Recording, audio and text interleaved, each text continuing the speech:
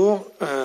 Merci au CERAS d'ouvrir un peu plus largement cette discussion sur la justice sociale, y compris dans la question des transitions, puisque comme vous l'avez bien rappelé, on a eu un certain nombre d'expériences passées dans les mines ou dans la sidérurgie qui formatent aussi le climat de cette transition. Moi, je voudrais revenir sur 3 points principaux pour essayer de vous expliquer le titre, donc qui était sur avec quelle économie de proximité. Donc, je vais emprunter un champ une discipline économique qui est plus sur l'économie de proximité pour revenir un peu pour essayer d'éclairer les enjeux que vous avez soulevés sur les impacts territoriaux et qu'est-ce que ça veut dire de pousser la réflexion aussi sur les impacts économiques et emploi au niveau territorial.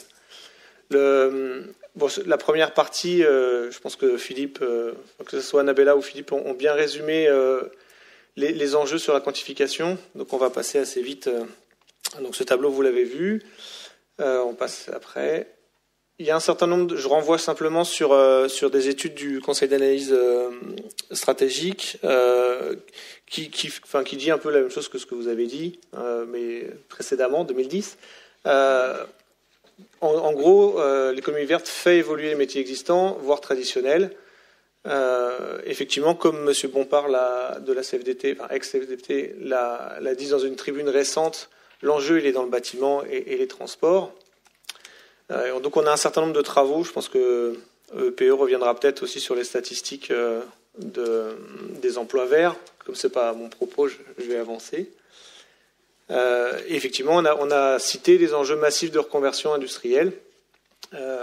Et on est confronté, donc dans le cadre d'une étude à laquelle je collabore actuellement, dans une région française, on s'intéresse à la problématique sur des bassins d'emploi où il y a des raffineries, par exemple, et où il y a des centrales nucléaires comme Fessenheim, et où il y a effectivement une attention particulière qui va être donnée à la reconversion sur ces sites-là, qui risque d'occulter des phénomènes de fond, peut-être plus porteurs de création d'emplois, ou peut-être sur un aspect plus positif, mais peut-être moins porteur pour la presse. Alors, quelles sont les démarches en cours ? Je pense que le bilan macroéconomique, il y a un certain nombre d'études en ce moment pour faire le bilan des différents outils qui permettent de faire ce chiffrage quantitatif à l'échelon national. Il y a un gros enjeu méthodologique qui est d'essayer de quantifier au niveau régional, au niveau des futures régions françaises, qu'est-ce que ça veut dire la transition écologique à travers les schémas régionaux climat, air, énergie. Donc il y en a dans la région PACA, il y en a en Rhône-Alpes, il y en a en Île-de-France. Et il y a donc il y a des rapports à la fois de Syndex et du groupe Alpha, publiés en 2012 déjà, où vous pouvez rentrer plus en détail sur les impacts de la transition écologique sur une région PACA. Donc là, on a quand même quelque chose de concret, pas simplement des peurs, mais vous avez des contributions des différents syndicats. Et on a toute une réflexion au niveau des bassins d'emploi, typiquement en ce moment à PACA, en région PACA sur le bassin de Fos, avec ces acronymes, la gestion prévisionnelle des emplois compétences et gestion prévisionnelle à l'échelon des territoires. On peut avancer. Et donc oui, le dernier bullet point, c'est mesurer, c'est agir. Donc c'est pas neutre. L'outil statistique est pas neutre dans ce qu'il nous fait sortir comme chiffre. Donc c'est pas pour apporter de la contradiction forcément au panel, mais pour l'instant on n'a parlé que d'emplois salariés. Or on a un ensemble et en même temps on dit que l'enjeu principal il est sur le bâtiment et donc aussi sur les artisans. Donc comment on va mesurer ça ? C'est pour ça que dans ma deuxième partie, je fais ce petit détour par l'économie de proximité. Qui en parle, c'est Laurent Davzy, Magali Talandier, qui sont un prof au CNAM et l'autre à Pacte, au laboratoire à Grenoble. Qu'est-ce qu'ils nous disent ? En gros, eux regardent, ils disent on n'oppose pas deux secteurs, d'accord ? Il y a une économie résidentielle qui est une économie non délocalisable, la fonction publique, la protection sociale, l'éducation, tous ces emplois-là. C'est aussi des emplois qui rapportent un service aux habitants et qui sont donc aussi concernés par la transition énergétique, pas simplement les réseaux énergétiques. Donc moi, je fais je prends le contre-pied, hein, vous voyez à peu près ce que vous alliez pouvoir dire, j'essaye d'apporter quelque chose de plus. De ce point de vue-là, de l'économie de proximité, qui est en support à une économie de production, effectivement, et tout l'enjeu des stratégies régionales, telles que la formule LCZ au niveau français, ou la région Rhône-Alpes ou la région PACA, c'est reconsidérer le local comme centre de gravité du circuit économique. Donc c'est quelle stratégie? Et là, c'est une des seules marges de manœuvre qu'ont les régions, puisqu'elles peuvent essayer d'aider la sidérurgie à garder une usine dans un certain endroit, mais enfin concrètement, les régions ont plus d'impact sur les politiques d'emploi, formation, et notamment d'économie sociale et solidaire. Et donc au niveau Rhône-Alpes, par exemple, vous avez une stratégie régionale de développement économique et d'innovation sur 2011-2015, qui seront des compétences dans le cadre de la future loi de décentralisation. Et donc on a un vrai enjeu au niveau régional de lier économie de proximité et un développement territorial bas carbone. Voilà. Alors la question c'est, est-ce que cette économie de proximité, qui est pour l'instant finalement assez hermétique, enfin ces deux univers qui se parlent peu, est-ce qu'elle est au service de l'emploi vert? Et là, si la question c'est que pour l'instant toutes ces politiques elles sont, et ça fait je pense écho au colloque, c'est que c'est principalement du soutien régional à de l'insertion ou à de l'économie sociale et solidaire. Typiquement des solutions qui sont porteuses de cohésion sociale ou de justice sociale peut-être. Et donc on a une vraie question de comment, dans les prochains contrats de plan État-région, dans les politiques régionales d'innovation, on va réussir à lier vraiment un développement économique local, bas carbone ou avec ou qui respecte les principes de transition énergétique. Je vais juste citer, en fait, donc c'est des travaux qui ont eu lieu notamment avec les cellules prospectives du Grand Lyon. Donc il y a beaucoup de documents qui sont faits sur l'économie de proximité, comment les différents communautés de communes ou pays ou CCI peuvent mobiliser les ressorts du développement économique territorial. Je pense qu'on va renvoyer plutôt à la discussion si on veut revenir sur ces 5 ressorts. Mais pour faire simple, l'enjeu, il est de créer de la valeur localement, notamment par des activités productrices, limiter les importations et garder cette valeur ajoutée au niveau de la richesse régionale. Ça veut dire une fiscalité adaptée, ça veut dire une taxe pro éventuellement à modifier pour l'orienter vers la transition énergétique ou écologique. Et ça veut dire aussi un certain nombre de mécanismes de réinvestissement des citoyens ou la création de SEM pour se réapproprier l'outil productif énergétique. Dernière partie.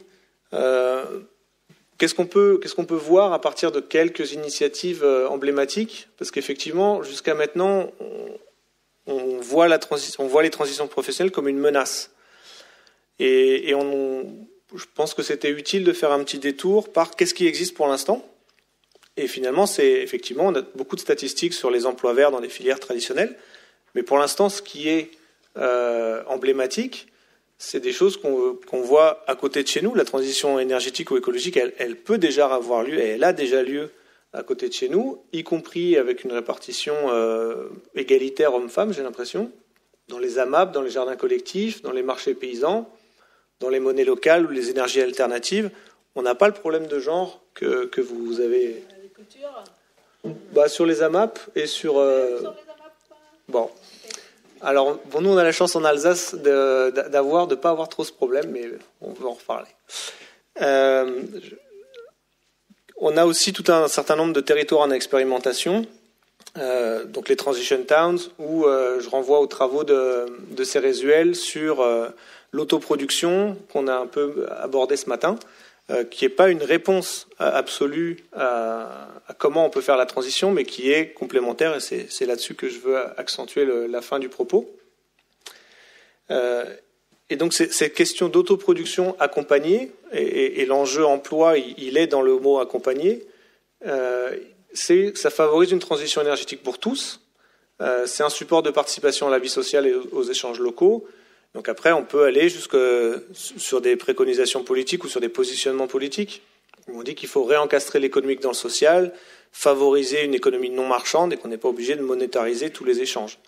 Donc effectivement, il y a un certain nombre d'actions qui sont d'autoproduction accompagnées dans le secteur production agricole maraîchère et autoréhabilitation de logements qui sont portés par la région Nord-Pas-de-Calais, par la ville de Bordeaux, donc tout courant politique confondu, et dans une vision un peu plus pragmatique que le débat qui a lieu effectivement au niveau national en France ou en Angleterre.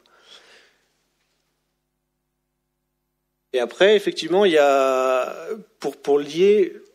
pour remettre ça dans, enfin, je pense que sans trahir les gens qui travaillent dans les villes en transition ou sur des initiatives de Transition Towns, il y a une recherche d'autonomie, au sens noble de la question d'autonomie, qui est effectivement premièrement alimentaire, énergétique et intellectuelle. Et donc cette recherche d'autonomie, elle est porteuse de nouveaux rapports. Je vais illustrer, bon c'est mal animé, donc on peut tout faire circuler. Voilà. Juste pour faire un petit focus sur bâtiment, puisqu'on a dit que c'était un des enjeux forts sur les transitions professionnelles.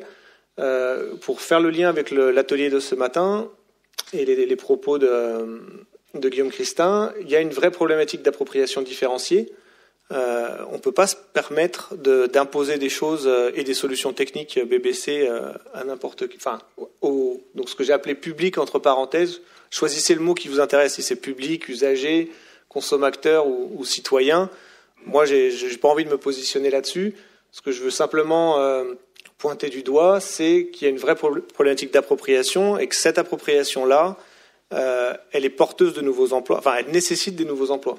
Et ça, pour l'instant, on n'arrive pas à le calculer dans des modèles. Et je pense qu'il faut qu'on fasse sortir ces chiffres-là, parce que c'est des chiffres qu'il faut montrer aux décideurs politiques dans les régions pour leur dire, voilà, c'est là qu'il y a un accent à mettre. Donc, en même temps, c'est pas si dur de le faire, puisque ça c'est déjà fait au niveau de la région PACA, par exemple. Il y a eu plusieurs appels à projets sur des plateformes locales de rénovation énergétique, y compris les discussions sur les guichets uniques. Et donc là, il y a un exemple dans le pays dinois avec une initiative et un projet européen qui s'appelle Marie. Voilà. Et pour essayer de faire aussi le lien avec les propos de Dominique Méda ce matin, toute cette réflexion-là, dans quel paradigme de sortie du paradigme traditionnel elle se situe, elles sont dans une sortie vers l'autonomie et vers un croisement autonomie-frugalité, effectivement.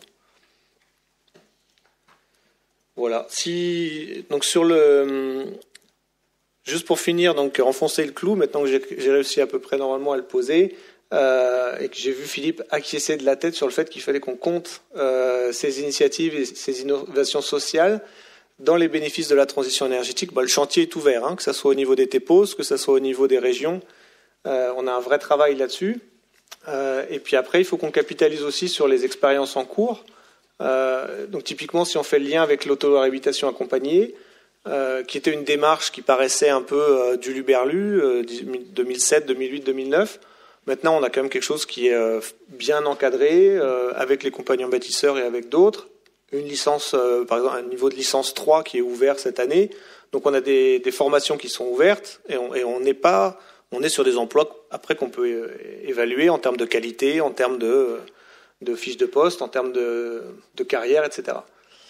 Après, le PADES, donc évalue, va plus loin. Il dit on a intérêt à faire ces politiques d'autoproduction accompagnée, non seulement parce qu'elles coûtent pas cher, en fait, par rapport à d'autres économies qui seraient des politiques de la famille et de l'enfance, les dépenses sanitaires pour corriger les effets négatifs d'un habitat malsain ou insalubre, préservation du patrimoine immobilier, politique d'insertion et de cohésion sociale. Donc si on veut rester au minimum, je crois que quelqu'un a aussi utilisé cette image-là ce matin, on devrait au minimum investir ces sommes-là pour éviter de les investir ailleurs.